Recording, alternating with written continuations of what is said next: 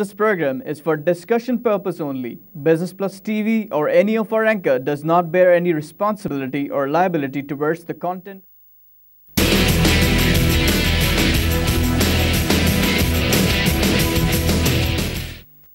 बिस्मिल्लाहिर्रहमानिर्रहीम। अस्सलाम वालेकुम नाज़रीन, कराची मरकज़ से मैं हूं आपका मेज़बान खलील अहमद। आप देख रहे हैं प्रोग्राम आप और कारोबार।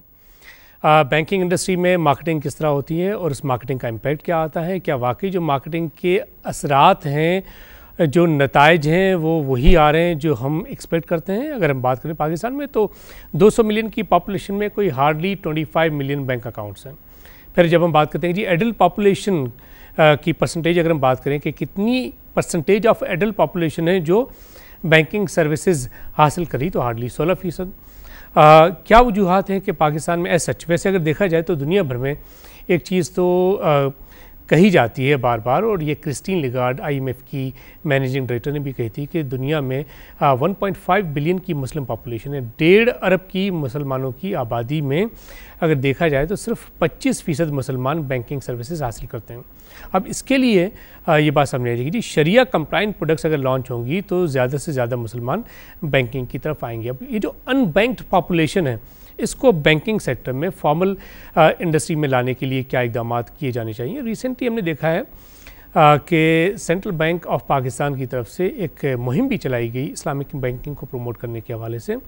और 12 अगर हम देखें तो इस्लामिक बैंकिंग की ग्रोथ अगर पिछले 5 साल की देखें तो 17% की पर एनम ग्रोथ बड़ी अच्छी ग्रोथ है। अब ये ख्याल जाहिर किया जाता है कि जितनी तेज़ी से इस सेक्टर में ग्रोथ आ रही है, यही लगता है कि आने वाले 5 साल की अगर हम बात करें तो हर साल तकरीबन 20% की ग्रोथ लाजमी होगी इस्लामिक बैंकिंग में। अब इस्लामिक फाइनेंसिंग इंडस्ट्री की बात करते हैं, इस्लामिक फाइनेंसिंग सेक्टर की बात करते हैं तो उसमें भी हम ग्रोथ लाजमी देख रहे हैं। मार्केटिंग का कितना अमल दखल होता है, ख़ास तौर पर अगर हम बात करें तो अब एक तो वक्त था कि हम सिर्फ TV के ज़रिए ही कमर्शियल्स देखते थे और उसी को देखते हुए ज़ाहिर उसका इम्पैक्ट तो आता है।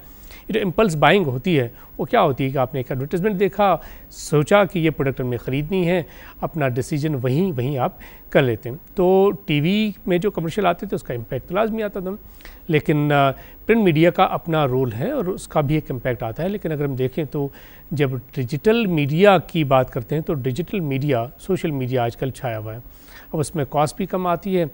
क्या उसका इम्पैक्ट उन लोगों पे आता है? बाय लार्ज देखें तो सोशल मीडिया का इस्तेमाल न सिर्फ पाकिस्तान में बल्कि दुनिया भर में यंगस्टर्स ही करते हैं। पाकिस्तान की आबादी अगर 200 मिलियन की तो उसमें कोई 110 मिलियन तो वो लोग हैं जिनकी उम्रें 35 साल से कम है। तो क्या इस तमाम की तमाम जो बड़ा पोर्शन है इसको एड्रेस करने के लिए डिजिटल मार्केटिंग ही एक टूल है जिसके ज़रिए इन लोगों को जो बैंकिंग चैनल्स में नहीं है, बैंकिंग इंडस्ट्री में जो अनबैंक पॉपुलेशन है, उनको हम फॉर्मल इंडस्ट्री में ला सकते हैं? ये तमाम इश्यूज़ हैं जिस पर हम बात करेंगे। इसी हवाले से आज हमें स्टूडियोज़ में ज्वाइन किया है मोहम्मद आदिल समी साहब ने। आप सीनियर वाइस प्रेसिडेंट हैं और हेड ऑफ मार्केटिंग हैं मीज़ान बैंक के। आदिल, प्रोग्राम में खुशामदीद। थैंक यू जी, बहुत शुक्रिया। वेलकम। आदिल, ये बताएं कि सबसे पहले तो ये कि क्या मार्केटिंग बैंकिंग सेक्टर की उसमें कोई चेंज आया है, कोई शिफ्ट आई है कि एक वक्त सिर्फ TV पे ही ज़्यादा फोकस रहता था या प्रिंट मीडिया पे ही रहता था? वैसे अगर देखा जाए तो ATL BTL की अगर हम बात करें तो ज़्यादा जो एलोकेशन होती है वो तो ATL के लिए ही होती है ना, इसलिए कि ज़ाहिर वो millions of people watch you on TV। जी बिल्कुल। लेकिन BTL की भी अपनी एक वैल्यू है। अगर हम देखें तो जो प्रिंट मीडिया में एडवर्टाइजमेंट प्रिंट होती हैं, लोग देखते हैं, तो उसका भी एक इम्पैक्ट ज़ाहिर लाजमी होता है। लेकिन क्या डिजिटल मीडिया एक वाइब्रेंट फोर्स है आजकल? सबसे पहले तो देखें, हर मीडियम की अपनी अफादियत है। अब जिस नंबर ऑफ लोगों को आप TV से टारगेट कर सकते हैं उनको आप प्रिंट से नहीं कर सकते। पाकिस्तान की लिटरेसी भी बहुत ज़्यादा है, तो जिन लोगों को नहीं पढ़ना आता, जो डिजिटल पे नहीं जा सकते, तो उनको आप TV पे टारगेट कर सकते हैं। सेकंड, फिर आप प्रिंट की बात करें तो वहाँ पे एक एजुकेटेड पब्लिक होती है जो कि अखबार पढ़ती है, उनको आप टारगेट कर सकते हैं। आउटसाइड आप होर्डिंग्स पे आ गए, आप लीफलेट्स पे आ गए, वगैरह वगैरह। फिर अब एक नया ट्रेंड आया है कि आप ऑन ग्राउंड एक्टिविटीज़ करते हैं, लोगों को इंगेज करते हैं। और I think with in the last few years digital का बहुत इम्पैक्ट हो गया है। डिजिटल का इम्पैक्ट 2 वजह से ज़्यादा हुआ है।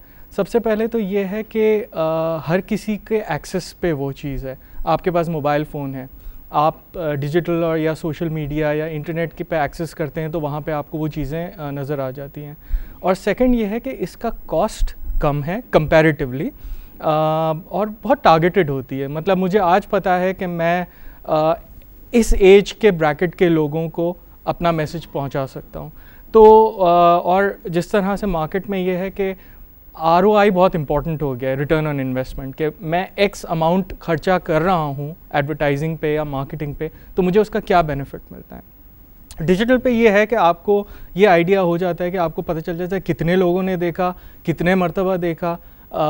एक न्यूज़पेपर या प्रिंट TV पे आप एक ऐड रिलीज़ करके छोड़ देते हैं, आप अनलेस एंड अनटिल आप पहले फोकस ग्रुप करते हैं, बट ड्यूरिंग दैट टाइम जब वो कैंपेन रन हो रही होती है तो आप फोकस ग्रुप नहीं कर सकते, बिकॉज वो एक चीज़ ऑन एयर हो गई है। सिर्फ सेल्स ही एक चीज़ है जिसके ज़रिए आपको पता चलता जी, है। और लेकिन सेल्स में बजाय मार्केटिंग के अलावा और भी चीज़ों का हाथ होता है। तो ये तो हम बहुत कोर देख रहे हैं कि मार्केटिंग में, बिकॉज देखें मार्केटिंग का एक बहुत मेजर वजह यह है कि लोग ट्रायल कर लें, फिर सेकंड स्टेज पे आ जाती है कि प्रोडक्ट कितना अच्छा है, तो then people will start using it.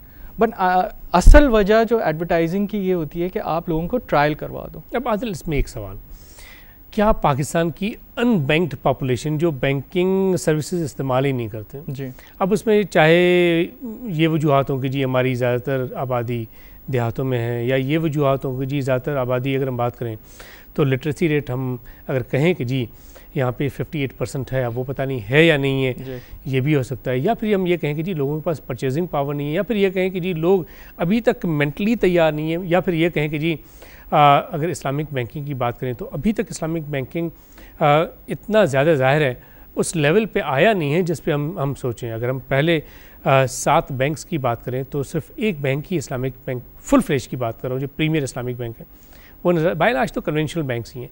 तो वजूहत क्या है जिसकी वजह से अभी तक हमारी अनबैंक्ड पॉपुलेशन ठीक तरीके से हम उनको कन्विंस नहीं कर पाए कि भाई आप आएँ, आप भी बैंकिंग सर्विसेज इस्तेमाल करें?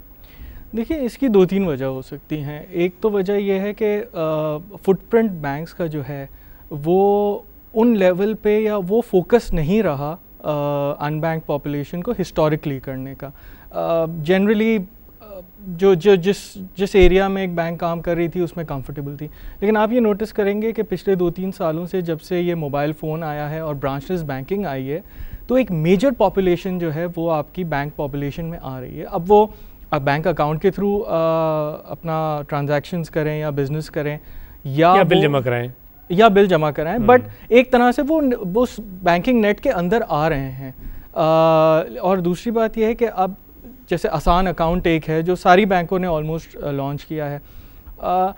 हमारा जनरल कस्टमर जो है या जो लोग रहते हैं उनके पास वो बैंक अकाउंट खुलवाने के लिए कभी कभी वो सारे चीज़ें नहीं मौजूद होती जो एक बैंक को चाहिए होती हैं। पता है इसमें क्या कहते हैं लोग? अब कहते हैं जी हालांकि इतना ज़्यादा चीज़ें डिजिटाइज हो गई हैं, टेक्नोलॉजी आ गई है, अब भी बैंक में अगर अकाउंट खोलना हो तो वो 4-5-7 पेपर दे देते हैं, उनको देखें, वो फिल करें, अब किसके पास टाइम? नहीं, आई थिंक अब जो आसान अकाउंट खुल गया है जो कि अभी सारी बैंकों ने लॉन्च किया है, और आई थिंक एक स्टेट बैंक का और गवर्नमेंट का एक अच्छा इनिशिएटिव है। एक ID कार्ड पे और 100 रुपये पे आप अकाउंट खुलवा सकते हैं। उसका एक पर्पज़ यही है कि आप लोगों को बैंकिंग नेट में तो लाएँ। जहाँ तक आपने बाकी इस्लामिक बैंकिंग की, तो इस्लामिक बैंकिंग जो है वो पिछले 12-13 साल से चल रही है और अब अल्हम्दुलिल्लाह उसका 13% तक मार्केट शेयर हो गया है डिपॉजिट्स में, and that's a good number. हमारे जो 22 बैंक्स हैं इंडस्ट्री में, उसमें से 16 जो हैं वो कन्वेंशनल हैं, 5 डेडिकेटेड हैं, एक सब्सिडियरी, 5 डेडिकेटेड इस्लामिक बैंक्स हैं। तो उनमें ऑब्वियसली जैसे मीज़ान बैंक इज़ द लार्जेस्ट, और जैसे आपने कहा था it's the will continue with this. नाज़रीन, हम बात करें कि इस्लामिक बैंकिंग और ओवरऑल बैंकिंग की मार्केटिंग का इम्पैक्ट कितना ज़्यादा आता है। वक्त ब्रेक का साथ रहिएगा।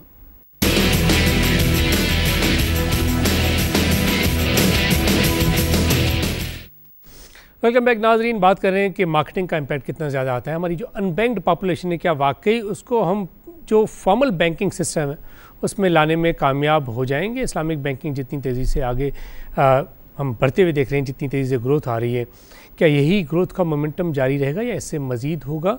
कोई हिच तो नहीं होगी in the days to come? शरिया कंप्लाइंट प्रोडक्ट्स जो भी अभी तक लॉन्च की गई हैं उनका अगर हम देखें तो रिटर्न तो बड़े अच्छे आ रहे हैं, और फुल फ्लेज अगर 5 इस्लामिक बैंक्स हों, दूसरे कन्वेंशनल बैंक्स भी हम देख रहे हैं वो भी इस तरफ जा रहे हैं, तो इसका in the days to come impact क्या होगा? पाकिस्तान में अगर हम देखें तो ज़ाहिर है मोर देन 98% पॉपुलेशन मुसलमानों की पॉपुलेशन, दुनिया भर में जैसे हम बात कर रहे थे कि अगर 1.5 अरब की पॉपुलेशन है मुसलमानों की, तो क्या इस्लामिक बैंकिंग शरिया कंप्लाइंट प्रोडक्ट्स लॉन्च मज़ीद होनी चाहिए? यही तमाम चीज़ें हैं जिसको हम डिस्कस कर रहे हैं। ये बताएं आदिल कि मार्केटिंग जब की जाती है तो ज़ाहिर है ख़ास पर इस्लामिक बैंकिंग की अगर हम बात करें तो इस चीज़ को तो लाजमी देखा जाता होगा ना कि यार ये शरिया कंप्लाइंट प्रोडक्ट है, तो इसकी जो थीम होनी चाहिए, तमाम चीज़ें होनी चाहिए, वो उस लेवल की होनी चाहिए। जी बिल्कुल, आई थिंक जो हमारे यहाँ एक नॉन नेगोशिएबल चीज़ है वो ये है कि प्रोडक्ट बिल्कुल शरिया कंप्लाइंट हो, उसमें कोई इश्यूज़ ना हो। और ज़ाहिर बात है उसकी जब कम्युनिकेशन पे हम आते हैं तो एज़ मार्केटिंग हमारी भी ये कोशिश होती है कि जिस स्पिरिट से और जिस नीयत से हम उस प्रोडक्ट को लॉन्च कर रहे हैं हम उसी को ही आगे लेके चलें। आपने हमारी जो कम्युनिकेशन मीज़ान बैंक के हवाले से जो भी देखी होगी उसमें इन चीज़ों का ख़ास ख्याल रखा जाता है कि एक तो विल कंटिन्यू विद दिस। पहले हम बात करें इस्लामिक बैंकिंग और बैंकिंग की मार्केटिंग के हवाले से, वक्त ब्रेक का साथ रहिएगा।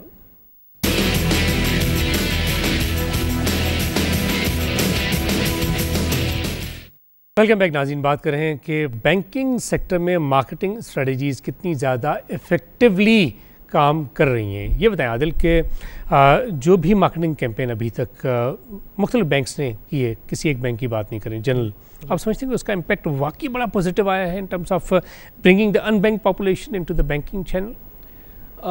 मतलब नंबर्स प्रूव देमसेल्व्स। मतलब अगर पिछले 1-1.5 साल में जैसे मैंने कहा कि आसान अकाउंट एक लॉन्च हुआ था जो कि स्टेट में एक ओवरऑल नेशनल एक था कि लोगों को ना, और उसके नंबर्स आर फिनोमिनल। मतलब काफ़ी लोग जो हैं वो इस वजह से लगता है कि अकाउंट नहीं खुलवा रहे थे because they did not want the whole hassle of कि यार जैसे आपने कहा कि ये चीज़ें आप हमें दें।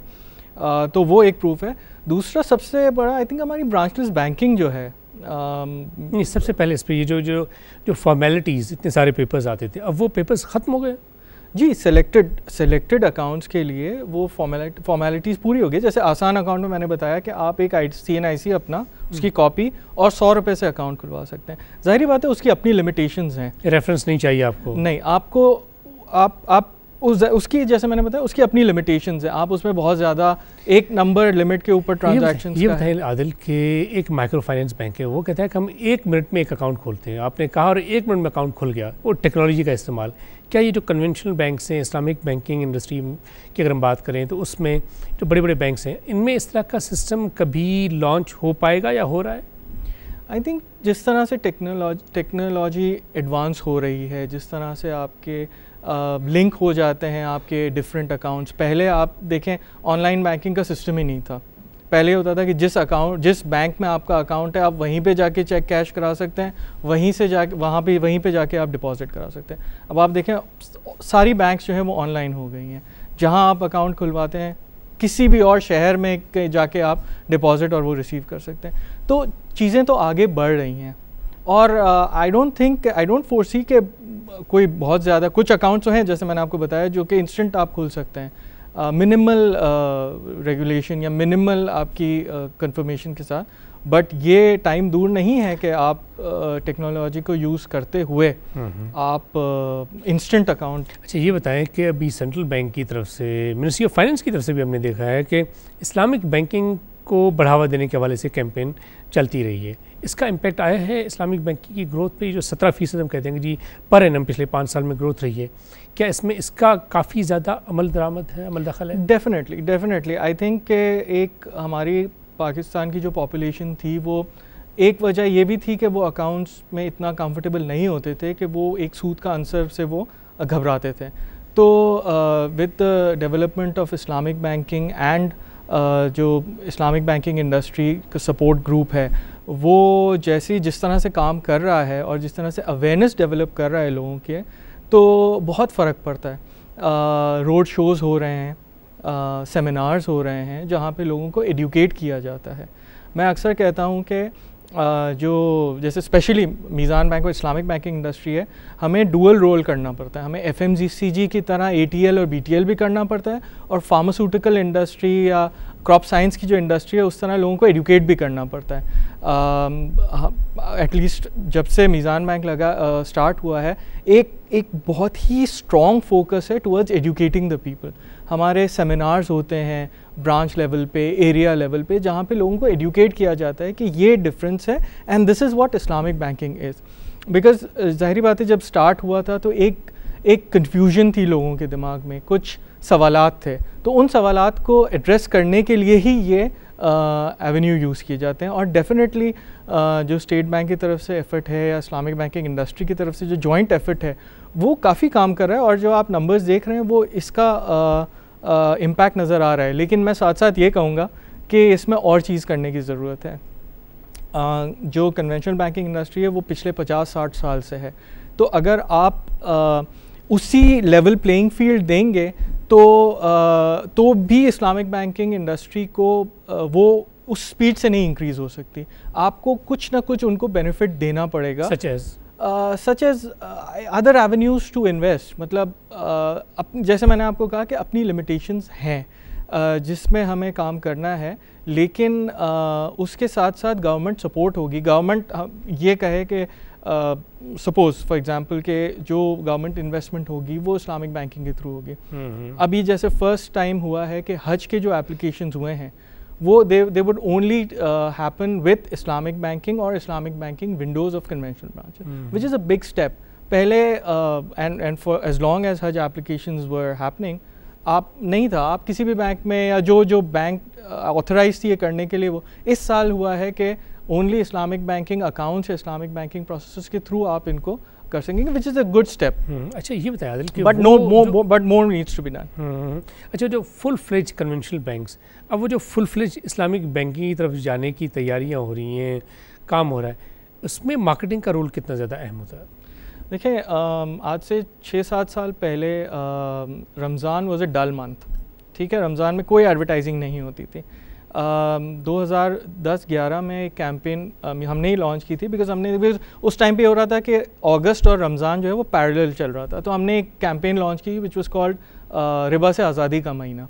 और उसमें मकसद ये था कि हम लोगों को रमज़ान के महीने में एक एडुकेट करें कि ये चीज़ है और आप इस्लामिक बैंकिंग के जो हमारा अवेयरनेस प्रोग्राम है। और आज आप देखें कि पिछले 2-3 साल से सारे जो कन्वेंशनल बैंक्स हैं वो अपने जो प्रोडक्ट्स इस्लामिक बैंकिंग विंडोज़ हैं उनको लॉन्च करते हैं ड्यूरिंग रमज़ान, उनको हेविली प्रमोट करते हैं। और आज आप देखें तो मेजर अखबार जो हैं उनके फ्रंट पेजेस सारे बुक्ड होते हैं, और जनरली उनमें बैंकिंग इंडस्ट्री और इस्लामिक बैंकिंग को प्रमोट करने के एड्स चल रहे हैं।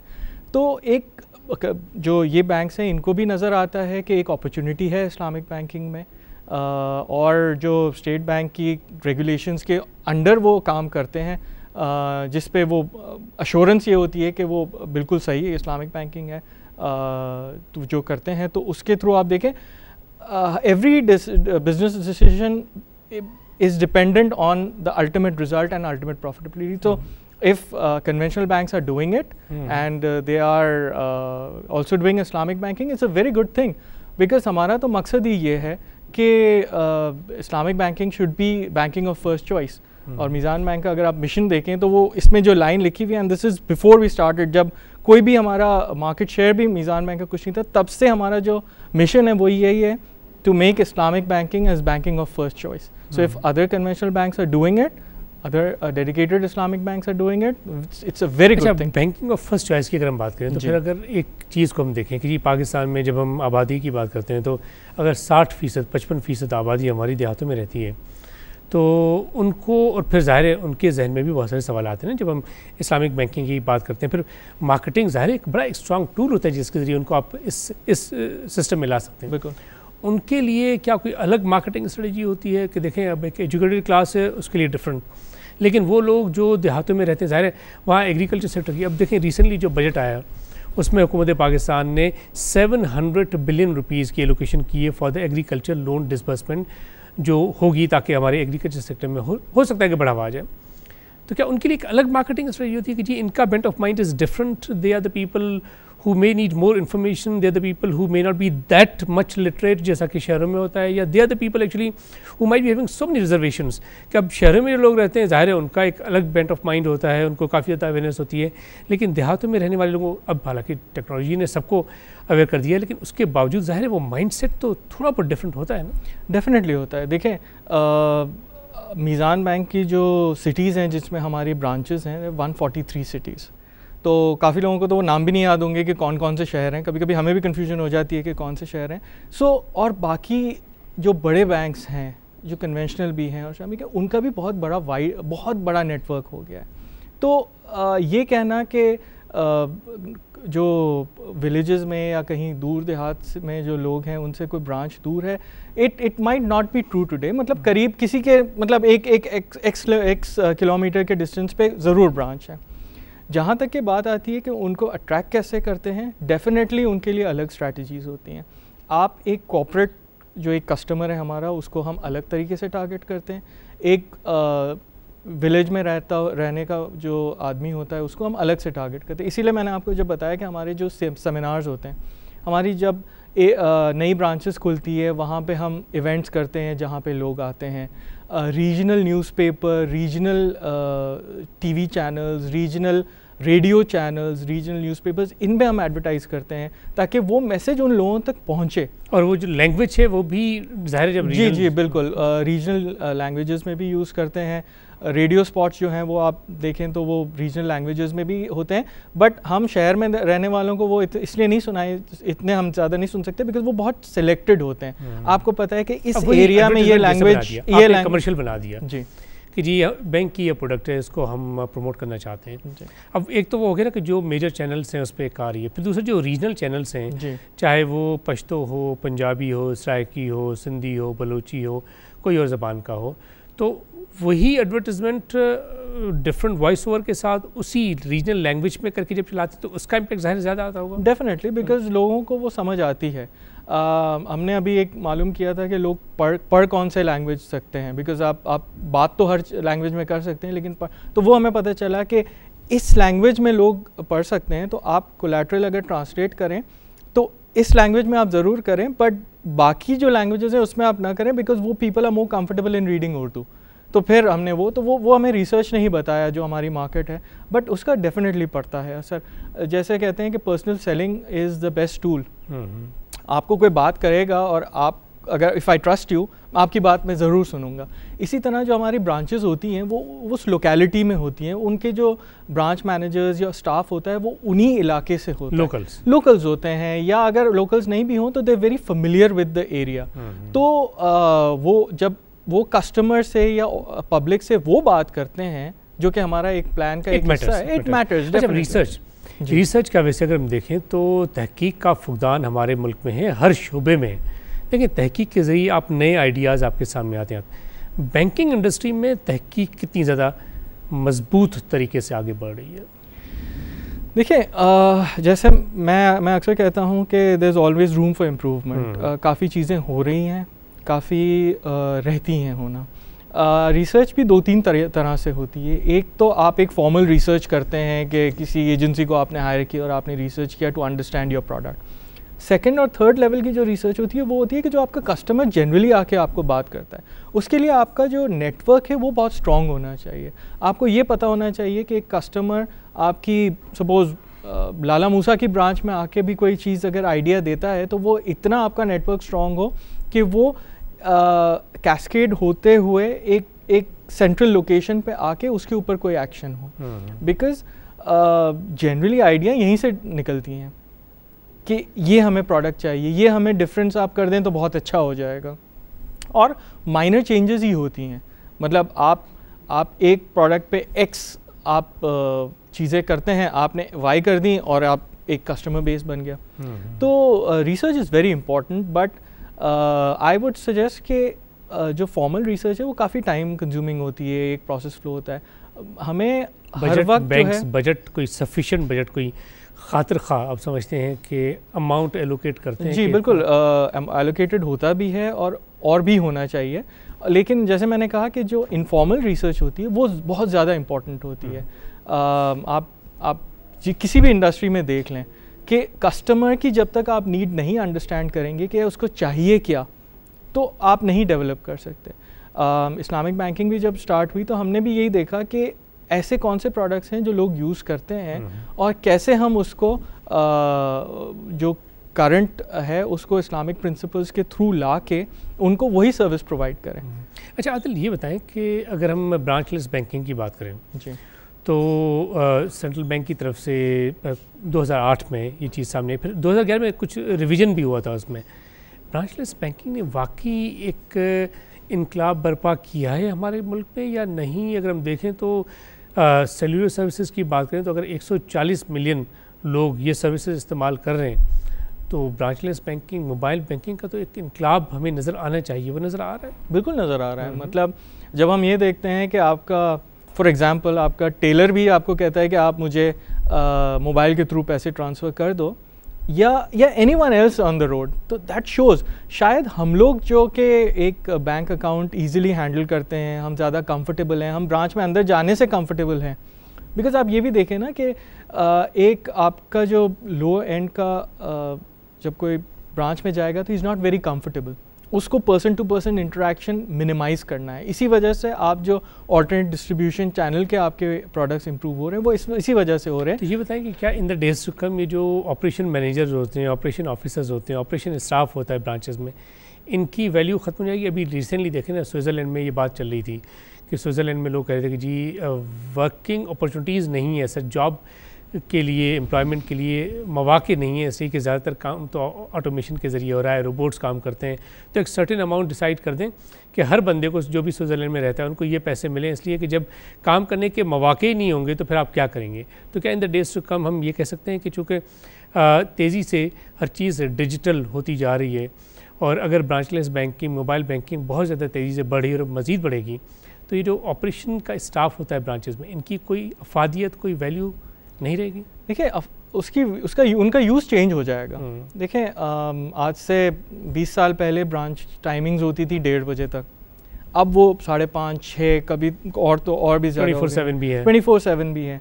तो हम ये नहीं कह सकते कि ब्रांच ने, और ब्रांच भी वही स्टाफ के साथ काम कर रही है, डिजिटल हुआ है, कंप्यूटर्स आ गए हैं, सिस्टम आ गया है, लेकिन स्टाफ बहुत ज़्यादा बढ़ा नहीं है या ना कम हुआ है। तो लोगों के रोल्स डिफरेंट हो जाएंगे, but I think for the short term या मीडियम टर्म पे भी कोई बहुत ज़्यादा उस पर असर नहीं आएगा। लोग डेफिनेटली एडीसी प्रोडक्ट्स या डिजिटल प्रोडक्ट्स जो हैं वो डेफिनेटली ज़्यादा यूज़ करेंगे, उसमें उनको कंफर्ट भी है, चीज़ भी जल्दी हो जाती है, आपको कैश के लिए लाइन में नहीं खड़ा होना पड़ता या बिल पेमेंट के लिए नहीं होना पड़ता। आप एक अपने मोबाइल ऐप पे ट्रांजैक्शन करें, चाहे दिन हो रात हो, तो अल्टीमेटली कस्टमर के लिए अगर एक अच्छी चीज़ है तो इट्स गुड। बट क्या ये भी होने जा रहा है कि अगर हम देखें तो अगर टोटल 22 बैंक्स हों या 30 से ज़्यादा बैंक्स हों, whatever is the figure in Pakistan, कि in the days to come कोई एक बैंक कोई लाइसेंस दे देगा किसी भी कंपनी को, चाहे वो मोबाइल कंपनी हो या चाहे पोस्ट ऑफिस हो, कोरियर कंपनी हो, उनको लाइसेंस दे दिया और वो उस बैंक के बिहाफ पे एक कॉरेस्पोंडेंट बैंक का रोल अदा करें और फार फ्लंग एरियाज़ में जो दूर दराज के इलाके हैं वहाँ पे उस बैंक की प्रोडक्ट्स उन लोगों को पहुँचा पाएँ जहाँ पे ब्रांच का पहुँचना शायद मुश्किल हो। Is it so? Is it something which that may be possible? आप देखें, आप अभी भी जो बैंक्स और सेलुलर कंपनीज़ के साथ कोलैबोरेशन उनका चल रहा है, उसका असल मकसद यही है ना। देखें, एक्स विलेज में बैंक की ब्रांच नहीं है, बट आप उस बैंक के थ्रू अपना बिल पेमेंट कर सकते हैं, आप फंड ट्रांसफ़र कर सकते हैं। तो एक तरह से तो एक ये जो आप बात कर रहे हैं उसका लेवल तो हम पहुंच गए हैं। अब इसको और किस तरह एक्सपैंड करेंगे, ये तब एक तो है ना कि चले को ब्रांडिंग हो रही है जी, कि आपकी कंपनी और एक और ऑर्गेनाइजेशन है, दोनों ने को ब्रांडिंग की, दोनों को बेनिफिट पहुंचाया, एक सिचुएशन डेवलप। दूसरा है कि जी लाइसेंस दें, जैसे इंडिया में आपके इल्म है कि पिछले साल ही ये हुआ कि जी उन्होंने कहा जी बैंकिंग इंडस्ट्री में हमने रेवोल्यूशन लाना है। वो क्या लाना है कि आप पेमेंट बैंक का कॉन्सेप्ट लें। पेमेंट बैंक का कॉन्सेप्ट ये है कि आप बैंक हैं लेकिन आप किसी भी कंपनी को एक लाइसेंस दे सकते हैं, वो ज़ाहिर रिजर्व बैंक ऑफ इंडिया ही दे सकते हैं और वो आपके बिहाफ पे बहुत सारे काम कर सकते हैं, यानी अकाउंट भी खोल सकते हैं, आपको डेबिट कार्ड भी दे सकते हैं, इंश्योरेंस भी सेल कर सकते हैं, म्यूचुअल फंड भी सेल कर सकते हैं और आपके पैसे भी अप टू 100,000 1 लाख रुपए तक जमा भी कर सकते हैं। तो this is entirely different. This could be possible, मतलब पाकिस्तान भी एक काफ़ी इवॉल्विंग मार्केट है बैंकिंग के हवाले से, and if this is happening elsewhere तो I am sure State Bank के वो रेडार पे होगी ये चीज़ कि हम किस तरह इसको मैनेज कर सकते हैं, and it very well may be possible soon. अच्छा, अगर मज़ीद हम बात करें तो क्या आप समझते हैं कि जो अनबैंक्ड पॉपुलेशन है इसके लिए इसको इस फॉर्मूल, देखिए हम काफ़ी ऐसे से सुनते आ रहे हैं कि जी सिर्फ 25 मिलियन अकाउंट्स, अब 25 मिलियन अकाउंट्स में भी जब बात करते हैं, चले एक ठीक है टेक्नोलॉजी के ज़रिए बहुत सारी चीज़ें हो रही हैं, लेकिन अकाउंट्स की जब बात करते हैं 25 मिलियन, अब उसमें एक्टिव अकाउंट कितने हैं वो जब बात करते हैं तो वो कहते हैं कि जी आप देखें 25 मिलियन की तो बात ही ना करें, ये बहुत कम है। अब बहुत से लोग हैं जिनके एक से ज़्यादा अकाउंट्स हैं लेकिन एक्चुअली वो किसी काम के हैं नहीं, एक्टिव है ही नहीं। तो अकाउंट्स की तादाद क्या बढ़ने से डिफरेंट पड़ेगी? इसकी ज़रूरत नहीं, हम डिजिटाइज हो जाएँ तो दैट विल बी बेटर। देखिए डिजिटल अकाउंट्स भी अकाउंट्स ही है, मतलब आपका जैसे सेलफोन नंबर जो है वो आपका टेक्निकली एक अकाउंट नंबर ही हो गया है। तो इसको फॉर्मली क्यों नहीं काउंट किया जा रहा है कि पाकिस्तान में बैंक अकाउंट्स 25 मिलियन ही है? देखिए इसमें आई एम श्योर कि उसमें है, एफर्ट भी है बाकी सारे बैंक्स की कि वो हम अपना बढ़ाएं। अनबैंक पॉपुलेशन के लिए भी जैसे मैंने आपको कहा कि स्टेट बैंक की तरफ से भी एक एफर्ट है कि इनको करें, एंड ये नंबर बढ़ेगा ग्रेजुअली। जिस तरह हमारे मुल्क के हालात भी बेहतर होंगे इंशाल्लाह, इसी तरह ये भी नंबर्स बढ़ेंगे, बिकॉज़ लोगों को एक कंफर्ट लेवल भी आना चाहिए कि यार जो मेरा ये अकाउंट है वो किस पर्पस के लिए यूज़ हो रहा है, मेरी यूज़ भी है या नहीं है। आपका मेजर अगर काम कैश पे हो रहा है तो why do need an account, right? अच्छा ये बताएं कि अब 2-4 चीज़ें जब प्रोडक्ट लॉन्च करते हैं, एक दो बैंक ने तो जो है ना वो ख़ास तौर पे जो है क्रेडिट कार्ड लॉन्च किए थे फॉर द फीमेल पॉपुलेशन। अब पाकिस्तान में ज़्यादातर दिन 55% तो फीमेल ही पॉपुलेशन है हमारी, तो अगर 55% आबादी हमारी, या हो सकता है कि थोड़ी बहुत उससे ज़्यादा हो, कि 55% आबादी हमारी ख़वातीन की है, तो क्या बैंकिंग इंडस्ट्री में कोई नई प्रोडक्ट्स लॉन्च हो रही हैं ख़ास तौर पे इस मार्केट के लिए कि जैसे क्रेडिट कार्ड लॉन्च हुआ कि जी for the female, is it on the card कि हम ऐसी कोई प्रोडक्ट्स हों कि जैसे बच्चों के लिए भी अकाउंट जी बिल्कुल लॉन्च होते रहें, वो देखते रहें, अब उससे वो बड़ी एक एक्साइटमेंट होती है कि बच्चा भी आपको कहता है कि अपने अब्बा को जी मेरा भी अकाउंट अलग से खोलें। बिल्कुल। तो ये चीज़ें इतनी ज़्यादा प्रिवलेंट नहीं है, इतनी ज़्यादा कॉमन नहीं है। देखिए आपको देखना पड़ेगा कि डिसीजन मेकर कौन है। जैसे मैंने अभी बात की कि आपका मेजर जो हमारे यहाँ एंड इट्स रियलिटी के जो ख़वातीन हैं वो ज़्यादातर हाउसवाइफ्स हैं, ज़ाहिर बात है एक परसेंटेज डिफरेंट है, जिनकी मेजर यूज़ जो है वो उनके हस्बैंड्स या अगर कोई डॉटर है तो उनके फादर फिल करते हैं। तो डिसीजन मेकर्स कौन हैं, वो असल सवाल तो ये हो जाता है ना कि अगर आपका मार्केट इतनी बड़ी है कि जिसके लिए एक स्पेसिफिक प्रोडक्ट बना के आप उसमें बेनिफिट ले सकें, तो ज़ाहिरी बात है पीपल वुड डू इट। जैसे अगर नीड है तो the banks would definitely come forward and do it, because उनको वो चीज़ नज़र आ रही है। जैसे आपने कहा कि कुछ क्रेडिट कार्ड्स भी लॉन्च हुए थे, अगर वो इतने सक्सेसफुल होते तो आई एम श्योर कि मेरे पास अभी उसके फिगर्स नहीं है, बट आई एम श्योर कि if they were very successful other banks would have done it. मुझे एक सेलुलर कंपनी का पैकेज याद आता है जो वुमेन्स ओनली उन्होंने पैकेज लॉन्च किया था, लेकिन उस पर सबसे ज़्यादा जो यूज़ करने लगे वो आदमी लोग ही थे, बिकॉज उस पर फीचर्स ऐसे थे कि जो वो यूज़ करते थे। उसमें ये भी हो सकता है ना कि जी जेंडर, बिल्कुल इनिशिएटर, यूज़र एंड बायर, बिल्कुल। तो इसमें ये चीज़ें, तो आप मतलब मैं वही चीज़ है कि अगर एक पॉपुलेशन है, अगर एक नीड है, तो बैंक कभी भी रुकेगी नहीं उस चीज़ पे। जैसे हमारा किड्स एंड टीन्स अकाउंट है, उसका मकसद ये है कि लोगों में बच्चों में एक अवेयरनेस डेवलप की जाए कि शुरू से ही आप सेविंग करेंगे तो वो कतरा कतरा जाके आपको एंड में बहुत ज़्यादा बेनिफिट देगा। तो आपके किड्स अकाउंट हुए, टीन्स अकाउंट हुए और इस तरह की चीज़ें, बिकॉज अब जो सिचुएशन ये आ गई है कि जनरली जो बैंक्स अकाउंट्स प्रोवाइड कर रहे हैं उसमें almost if not everything is free. आपको चेक बुक्स फ्री मिल जाती हैं, आपको पे ऑर्डर फ्री मिल जाते हैं, कोई बैलेंस रिक्वायरमेंट नहीं है। आप अगर उसको देखें तो एक जनरल अकाउंट बन गया है which everyone can use for everything. Specific उसमें फिर आगे आते हैं कि आपकी अगर नीड ये है तो आप इस तरह का अकाउंट खोल लें, ये नीड है अगर आपको प्रॉफिट का ज़्यादा वो चाहिए तो आप इस तरह का अकाउंट खोलें। बट जनरली अकाउंट्स जो हैं वो आपकी सारी नीड को फुलफ़िल कर देते हैं। तो इट डजंट रियली मैटर कि एक मेल के लिए हो या एक फ़ीमेल के लिए हो, आपके पास अकाउंट है जिस पे आप जिसको यूज़ करते हुए आप सब कुछ कर सकते हैं। And Adil, it was really wonderful having you on the show. Thank you so much for your time. Thank you.